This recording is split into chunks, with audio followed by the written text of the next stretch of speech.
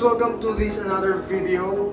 So, ito yung isa sa mga struggle pag nasa US ka. Lalo na kung nasanay kasi Middle East or sa ibang lugar na gumagamit ka ng bidet. So basically sa US, hindi uso ang bidet. Tissue lang talaga, punas-punas lang. Since tayo mga Pinoy, hindi tayo sanay sa ganun. So kailangan natin ng bidet. Or ng tabo. Actually guys, this tabo. Itong tabong to, nakuha ko lang sa hotel, sa previous hotel na pinag-stayan ko. Ako may nakaiwan siguro. Siguro Pilipino din yung sinundang kong naka-check-in din. So ito yung ginamit ko doon. What? Medyo struggle talaga siya. So ngayon, ang ginawa ko, bumili na ako nito. Since maglilipat naman ako after 2 weeks sa apartment ko talaga. So bumili na ako ng bidet at gagamitin ko muna siya dito sa hotel. So tara, install natin to. So, una muna natin gagawin guys, i-turn off muna natin ito. Yan. Make sure hindi masyadong mahigpit, baka masira. Then, after that,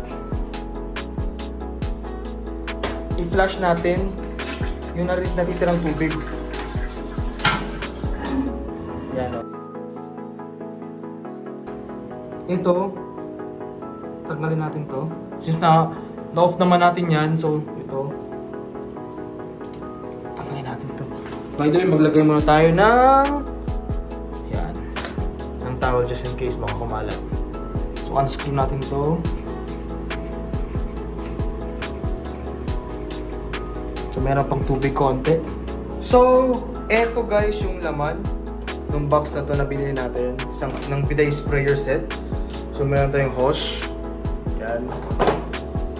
Then yung sabitan ng ating bidet na ikakapit na natin dito sa bidet. Okay. Then yung syempre yung sprayer. And ito.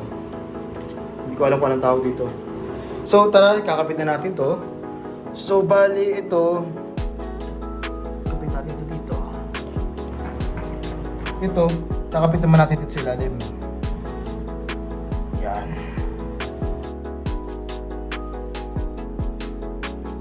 Kapit natin dito. Yan. Ito, kapit natin dito. And then try natin guys. Kala ko naka-off ba ito? Naka-on.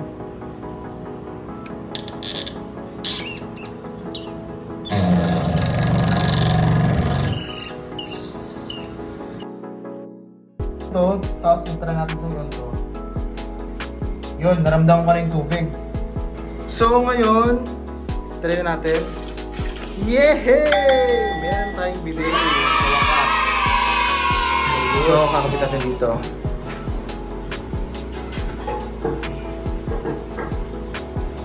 So, ayan guys. Meron tayong lagay na bidet. So, yun na guys. Pagod ako na. So, thank you for watching. Follow for more.